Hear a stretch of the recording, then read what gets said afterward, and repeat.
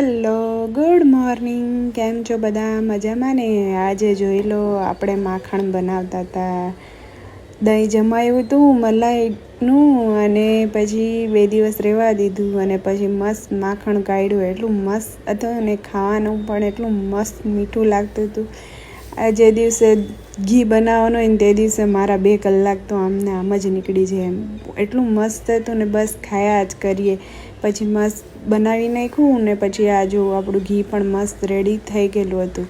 ઘી બનાવીને બસ થોડી વાર બેસા ત્યાં જ એક ફ્રેન્ડ એની છોકરીને લઈને આપણા ઘરે આવ્યો હતો. જો મૂડમાં હતી નહીં, કેમ કે ગાડીમાં જે આવતા હતા ને રસ્તામાં તો એ સૂઈ ગયેલી હતી. એટલે હવે જીતભાઈએ તો એ ટેડી બેરનો ઢગલો કરી દીધો હતો કે થોડી મૂડમાં આવે. પછી થોડી વાર રમી, પછી થોડી મૂડમાં આવી. જો કેટલી મસ્ત દેખાય ને, એટલી મસ્ત હસતી હતી ને રમતી હતી પણ બહુ જ મસ્ત.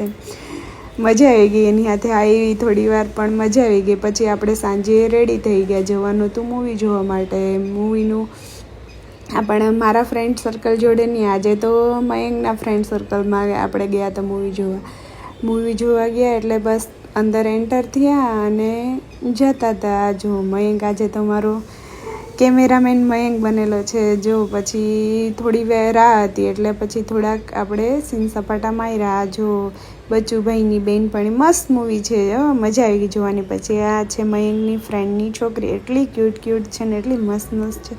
એક નંબરની મસ્તીખોર છે, મસ્ત મજા આવે. થોડી વાર આવે ને જાય મારી પાસે. પછી મૂવી પૂરું થયું, પણ હજી છેલ્લે એન્ડમાં બધું બતાવતા હતા જેમ, એટલે જોવા માટે પાછા આપણે ઊભા રહી ગયા એમ કે ભાઈ જોઈને જ જાય પૂરું શું છે શું નહીં. એટલે અમને એમ કે પૂરું થઈ ગયું, પણ ના, હજી એન્ડમાં થોડું આવતું હતું. એટલે પછી મસ્ત ભૂખ લાગેલી એટલે મયંકને કહું મને કંઈ ખવડાવે. એટલે મયંકે પછી ફાલુદો વિથ આઈસ્ક્રીમ ખવડાવે, પણ એટલું મોટું હતું કે માંડ ઘરે આવી તો પણ પૂરું થયું નહીં. Bye bye.